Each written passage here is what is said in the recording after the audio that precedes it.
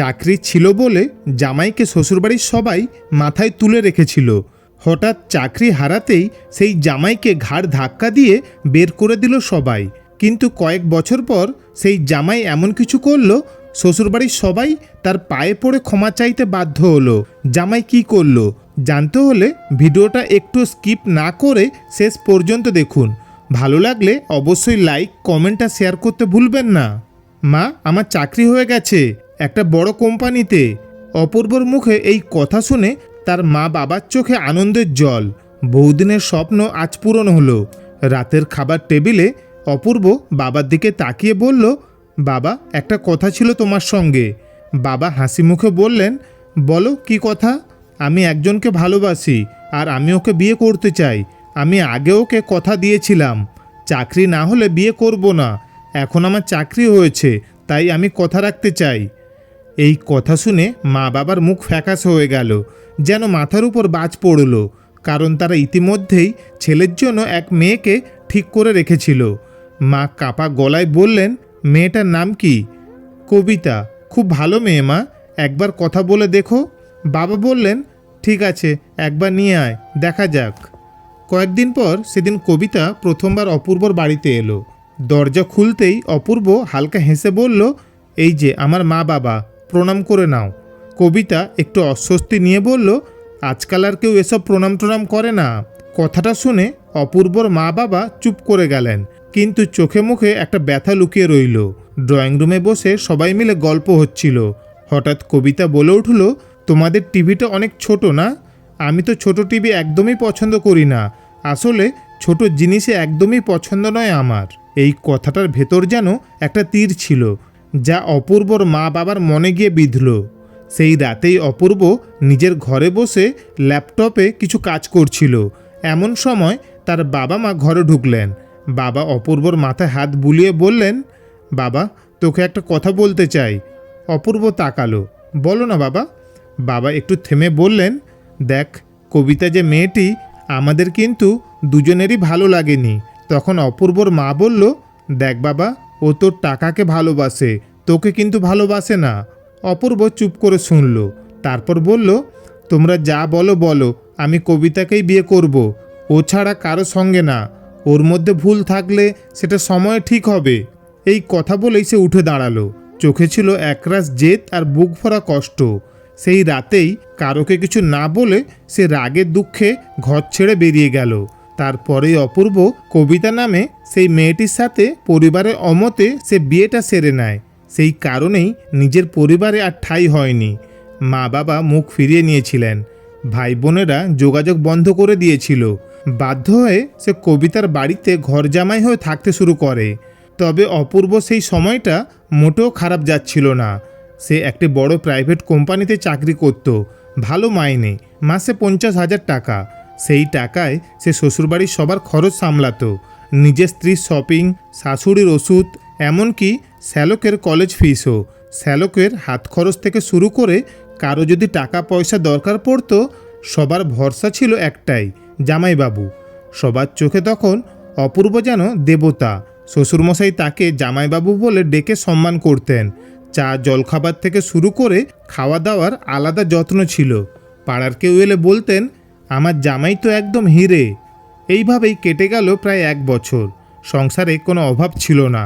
রাতে ছাদে উঠে কবিতা যখন অপূর্বর কাঁধে মাথা রেখে বলল, তুমি না থাকলে আমরা কি করতাম, তখন অপূর্বর মনে হতো, এই তো জীবন, সব ছেড়ে শুধু এই ভালোবাসাই তো চাই। কিন্তু পরিস্থিতি বদলাতে সময় লাগে না। হঠাৎ একদিন খবর এলো, অপূর্বর কোম্পানি বন্ধ হয়ে গেছে। মালিকপক্ষ কোনো নোটিশ ছাড়াই সব শাখা বন্ধ করে দিল। চারিদিকে হাহাকার। অপূর্ব অফিসে গেল, কেউ নেই। ফোন করলো, কেউ ধরছে না। ফেসবুকে দেখলো সহকর্মীরা সবাই চাকরি হারিয়ে হতাশ। অপূর্বের মাথায় যেন বাজ পড়ল, তার ভিতরটাই যেন ভেঙে পড়েছে। তবে প্রথম কয়েকদিন কবিতা তাকে খুব সাপোর্ট করেছিল, বলেছিল, চিন্তা করো না, তুমি তো এত ভালো, তুমি ঠিক নতুন চাকরি পেয়ে যাবে। অপূর্ব আশায় ছিল, ইন্টারভিউ দিচ্ছিল, রেজিউমে পাঠাচ্ছিল। কিন্তু কয়েক সপ্তাহ পেরিয়ে গেল, কোনো কাজ জুটল না। এদিকে সংসারে খরচ চলতে থাকলো, কিন্তু অপূর্ব কিছুই দিতে পারছিল না। টেবিলে বসে খেতে গেলেই শাশুড়ি মুখ বেঁকে থাকতো। শ্যালক কটাক্ষ করে বলতো, আজকাল তো জামাইবাবু ঘরে বসেই আরাম করছেন। কবিতাও আস্তে আস্তে পাল্টে যেতে লাগলো। একদিন সন্ধ্যায় শ্বশুরমশাই ডেকে বললেন, দেখো অপূর্ব, তোমার চাকরি তো নেই, আর আমাদের বাড়িতে তোমার থাকা এখন খুবই কঠিন হয়ে যাচ্ছে। সংসারে অনেক খরচ, আমারও তো বয়স হয়েছে। তুমি বরং অন্য কোথাও কিছু ব্যবস্থা করো, আজকেই গুছিয়ে বেরিয়ে যাও। তোমার জন্য আমরা কিছু করতে পারলাম না, দুঃখিত। অপূর্ব যেন কিছুক্ষণের জন্য স্তব্ধ হয়ে গেল। তার কানে শব্দ ঢুকছিল না, চোখে মুখে এক ধরনের ঘোর, গলার স্বর আটকে গেল। বলল, বাবা, আপনি তো আমাকে ছেলের মতোই দেখতেন। আমি যখন ইনকাম করতাম তখন তো আপনারাই বলতেন, এই ছেলেটাই আমাদের ভরসা। এখন আমি একটু বিপদে পড়তেই আপনি আমাকে বার করে দিচ্ছেন। শ্বশুর চোখ সরিয়ে বললেন, আমি অত কথা কিছু শুনতে চাই না। তুমি যত তাড়াতাড়ি সম্ভব ঘর থেকে বেরিয়ে যাও। অপূর্ব স্তব্ধ হয়ে স্ত্রীর দিকে তাকালো, কবিতা কিছু বলবে কি না এই আশায়। কিন্তু কবিতা শুধু বলল, আমার মা বাবা যা বলেছে সেটা ঠিকই, আমি কি করতে পারি বলো। সেদিন রাত্রে অপূর্বর ঘর থেকে জিনিসপত্র বের করা হয়, যেন কোনো অপরাধীকে তাড়ানো হচ্ছে। বৃষ্টির রাত, চারিদিক অন্ধকার। ছোট একটা ব্যাগ কাঁধে অপূর্ব দাঁড়িয়ে, মনের মধ্যে ঝড়, চোখের কোণে জল, ঠোঁটে চাপা কষ্ট। এতদিনে ভালোবাসা, সম্মান, সুখ সব কিছু যেন এক মুহূর্তে শেষ হয়ে গেল। সে হাঁটতে শুরু করে, ক্লান্ত হয়ে এক রাস্তার পাশে বসে পড়ে। মাথায় হাত দিয়ে ভাবছে, সে কি ভুল করেছিল প্রেম করে বিয়ে করে। অপূর্বর হাত কাঁপছে, পকেটের শেষ কটা টাকা হাতে নিয়ে ভাবে, এটাই সব। পেছনে স্মৃতি, সামনে অজানা। এক ফোঁটা জল গড়িয়ে পড়ে তার চোখ থেকে। সে বুঝে যায় জীবনটা আর আগের মতো থাকবে না। কিন্তু মনের গভীরে একটা কথা গুঞ্জন তোলে, এই অপমানের জবাব দিতে হবে, আমি হারব না। সেদিন রাত্রে খুব মন খারাপ অবস্থায় একা রাস্তায় বসে অপূর্ব নিজের পুরনো বন্ধু অনুভবকে ফোন করে। প্রথমবার, দ্বিতীয়বার ফোন বেজে যায়, কেউ ধরে না।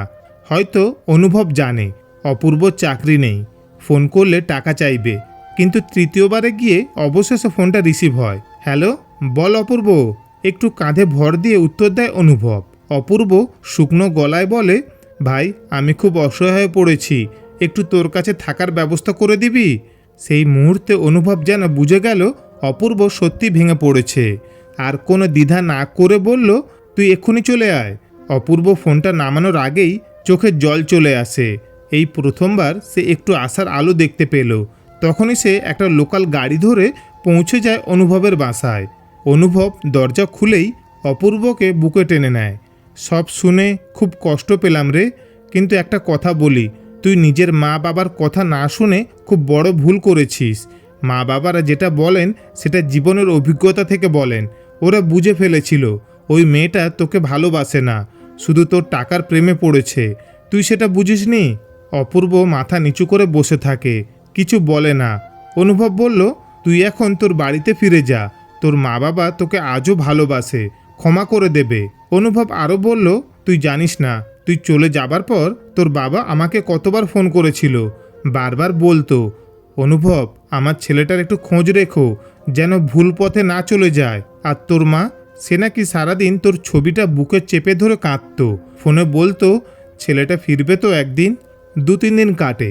অপূর্ব একদিন সাহস করে তার পুরনো পাড়ায় ফিরে আসে। বাড়ির সামনে এসে দরজায় কলিং বেল বাজায়। অনেকক্ষণ পর দরজা খুললেন তার মা। চোখে পড়ে অপূর্ব একা দাঁড়িয়ে। কী রে বাবা, তুই একা? বৌমা কই? অপূর্ব কোনো উত্তর দিতে পারছিল না। একটু থেমে বলল, মা, আমি একাই এসেছি, ভিতরে আসবো? মা একটু চিন্তিত হয়ে বললেন, আয় বাবা আয়, তোর মুখ দেখে তো কিছু একটা হয়েছে বোঝা যাচ্ছে।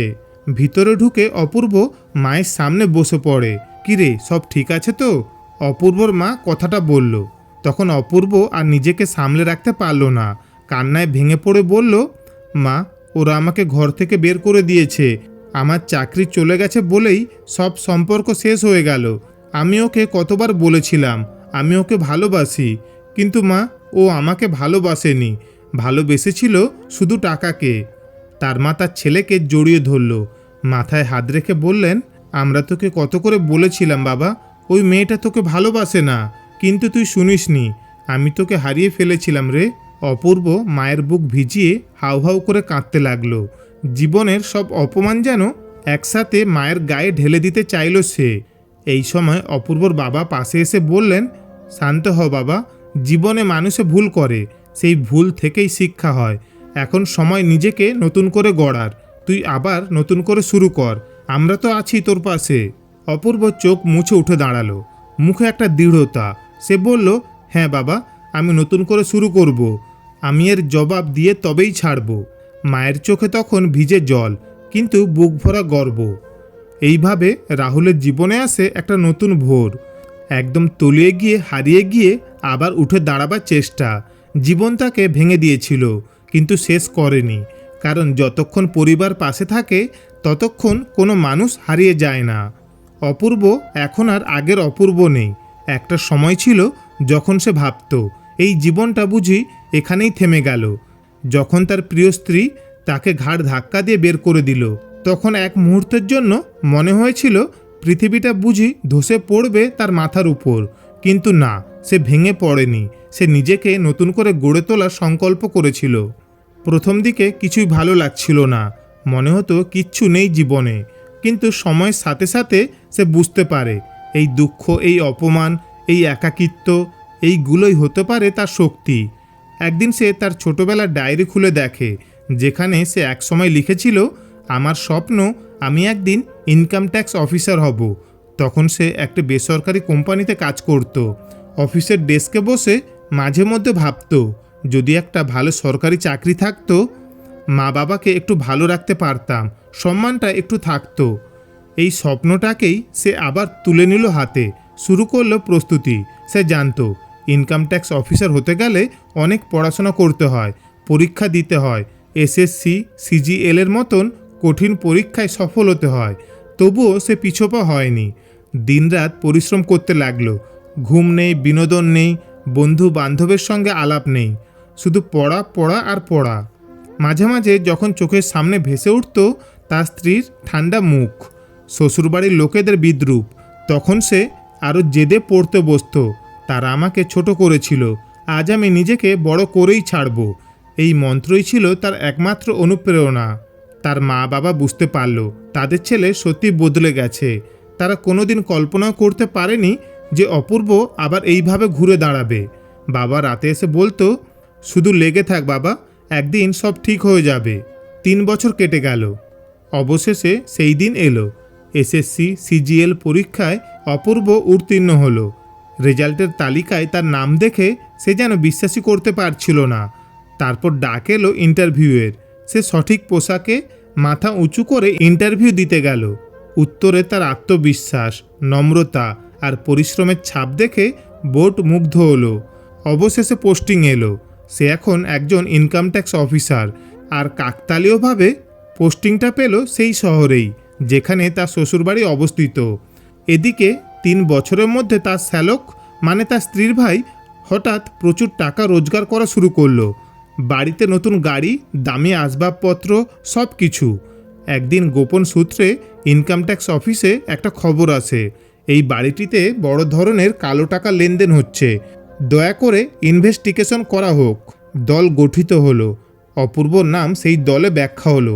যদিও সে প্রথমে একটু থমকে গিয়েছিল, কিন্তু পরে সে নিজেই বলল, আইনের কাছে কেউ বড় নয়।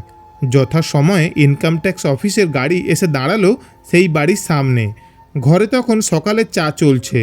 কলিং বেল বেজে উঠল। দরজা খুললেন অপূর্ব শ্বশুর। পুলিশ অফিসারদের দেখে তার মুখ শুকিয়ে গেল, কিন্তু চোখে জল এসে গেল যখন তিনি দেখলেন সামনের সারিতে দাঁড়িয়ে থাকা ইনকাম ট্যাক্স অফিসারটি আর কেউ নয়, অপূর্ব। তার পাশে দাঁড়িয়ে থাকা তার স্ত্রী। অপূর্বকে দেখেই হঠাৎ কেঁপে উঠল। অপূর্ব, মুখ থেকে বেরিয়ে পড়ল।